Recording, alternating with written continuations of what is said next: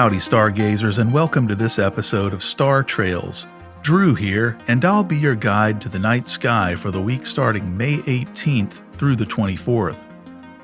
This week, the moon wanes and the early morning sky comes alive. We'll also take a journey back into history and learn about one of the largest constellations in the sky and why it doesn't exist anymore. Also, did you know there was once a housecat in the sky? More on that later. Whether you're tuning in from the backyard, the balcony, or just your imagination, I'm glad you're here. So find a cozy spot, let your eyes adjust, and let's see what the sky holds for us this week. Let's start with the moon. On May 18th, it's in a waning gibbous phase, still bright in the sky but shrinking each night. By the 20th, we hit the last quarter, meaning the moon rises around midnight and leaves us with dark skies after it sets. And by the end of the week, we're deep into the waning crescent phase, which means prime conditions for hunting faint galaxies and star clusters.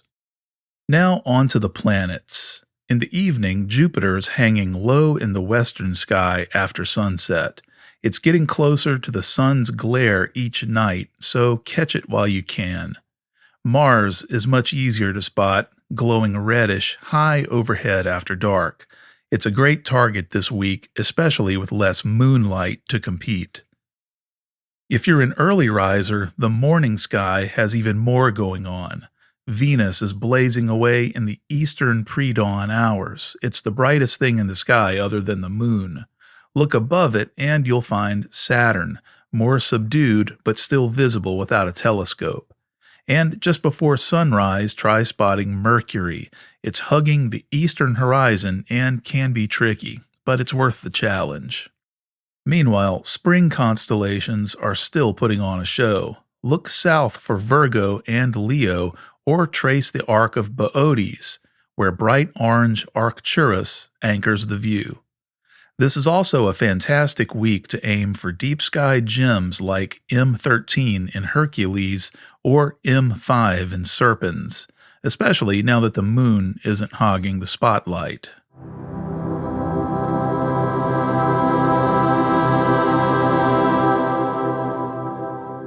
Before we get into the second half of the show, I have a little housekeeping to discuss. As we end May and head into summer, astronomy starts becoming difficult for many of us.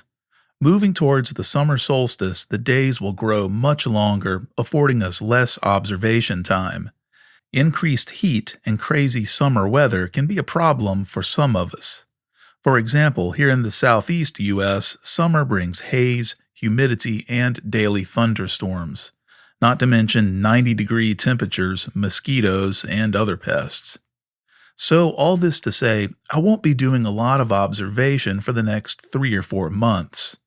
I haven't decided if the show will continue to be weekly during the summer or whether I'll try releasing every 2 weeks. If you have any opinions on this, go to startrails.show and let me know. Also, last year, right before our December break, I mentioned that I would be reading Night Watch, a practical guide to viewing the universe, by Terence Dickinson. This is a popular book for backyard astronomers. Well, sadly, I never got around to reading it, so I apologize to anyone who was hoping for a Star Trails book club moment. I do plan to start reading it soon, especially since observation will be rough for me in the coming weeks. I'll report back with my thoughts on this book in a future episode. This book is often cited as a must-read for backyard astronomers, so be sure to get the 5th edition, which is the latest version.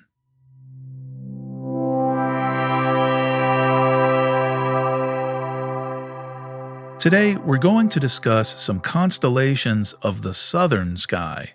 Regular listeners know that we generally focus on the skies over North America, so this may be unfamiliar territory.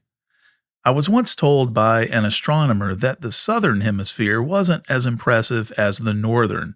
He said, and I quote, "All they have are some Magellanic clouds."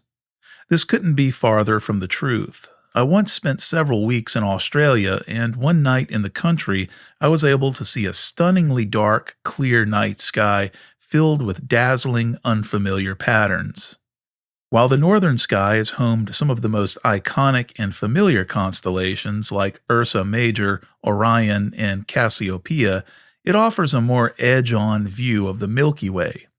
That means we see a thinner, less dense section of our galaxy, but it's rich in recognizable shapes and nearby objects like the Andromeda Galaxy and the Pleiades cluster. Polaris, the North Star, also makes navigation easy, and centuries of mythology have helped etch these constellations deep into cultural memory. But head south and the sky explodes with drama. The Southern Hemisphere gives us a direct line of sight to the galactic core, where the Milky Way appears brighter, denser, and far more intricate. It hosts the Southern Cross, the dazzling Carina nebula, which we'll discuss in a moment, the massive Omega Centauri cluster, and even entire satellite galaxies, the large and small Magellanic clouds that my astronomer friend was so dismissive of. The reason I mention this is because the southern sky was home to a fascinating constellation that doesn't exist anymore. There's actually a whole cast of constellations that used to exist and don't anymore. And none of them were quite as grand or as doomed as Argo Navis, the ship that got sunk by astronomers. This was once a constellation so big, so sprawling, it had to be broken up like a decommissioned schooner at a shipyard. Argo Navis was named after the mythical ship Argo, the one Jason and the Argonauts sailed on during their legendary quest for the Golden Fleece. This is classic Greek mythology. The constellation was first catalogued by Claudius Ptolemy in the 2nd century CE during the Golden Age of ancient astronomy. Back then, they weren't too concerned with how huge this thing was. It sprawled across a massive chunk of the southern sky. To give you an idea of its size, if you took Orion, Canis Major, and Gemini and smashed them all into one mega constellation, that's the scale we're talking about. For centuries, Argo Navis stood as the largest single constellation in the sky. But it had a problem. Simply, it was really, really impractical. By the 1700s, astronomers started to feel like Argo Navis was less of a constellation and more of a mess. It had hundreds of stars and no clear borders. Trying to map or reference anything inside it was like trying to navigate a ship with 3 captains shouting different directions. Enter Nicolas Louis de Lacaille, an 18th century French astronomer. He was mapping the southern skies from the Cape of Good Hope in South Africa. In 1763, Lacaille decided enough was enough. He chopped Argo Navis into 3 new nautical-themed constellations, and they've stuck ever since. There's Carina, the keel of the ship, Puppis, the stern, also known as the poop deck, and Vela, the sails. And just like that, the mighty Argo Navis was no more. Of course, just because the name disappeared doesn't mean the stars did. These 3 new constellations inherited all kinds of celestial treasures. Carina is home to Canopus, the second brightest star in the night sky, just behind Sirius. For viewers in the southern hemisphere, Canopus is a brilliant white beacon low on the horizon. Deep in Carina lies the Carina Nebula, one of the largest star-forming regions visible from Earth. Inside it, we find the massive and unstable Eta Carini, a binary star system so volatile it once brightened the sky in the 1800s to become the second brightest star for a time. Let's drift over to Vela. Its most famous feature is the Vela supernova remnant, a massive bubble of gas and dust left behind by a star that exploded about 11,000 years ago. Its ghost is still expanding through space.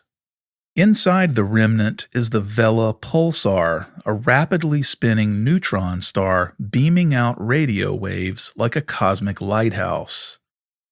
Puppis is home to Messier 93, an open star cluster tightly packed with hot young stars. There's also NGC 2467, a vibrant nebula sometimes called the Skull and Crossbones Nebula. Despite its eerie nickname, it's actually a stellar nursery. So even though Argo Navis as a name is gone, its pieces are alive and well, filled with some of the most dazzling and active regions of the Milky Way. Of course, Argo wasn't the only constellation to get the axe. Here are a few other sky figures that were edited out of the final draft.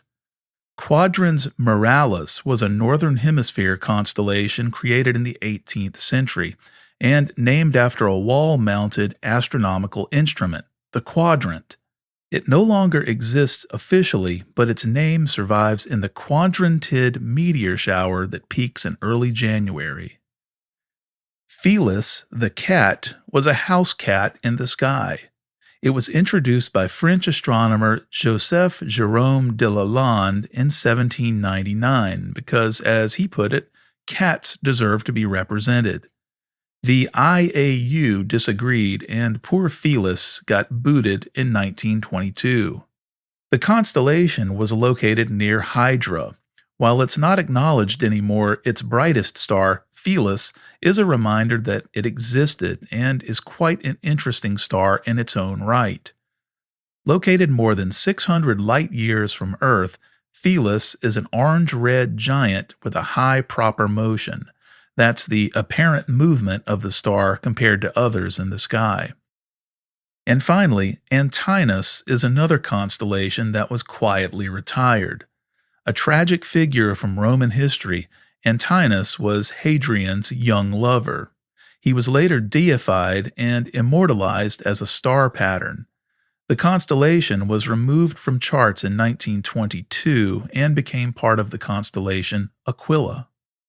More recently, the IAU Working Group on Star Names approved the name Antinous for the star Theta Aquili in 2024 in honor of the defunct constellation. If there's any lesson here, it's that the sky is always evolving. Constellations aren't permanent. They're cultural artifacts shaped by who we are, what we believe, and how we explore the universe. They remind us that the tapestry of the cosmos is a mirror of our evolving time here on Earth.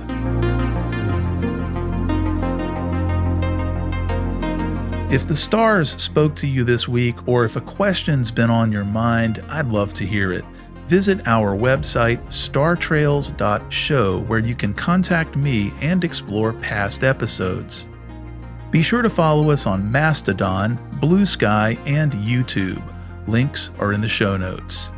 Until we meet again beneath the stars, clear skies, everyone.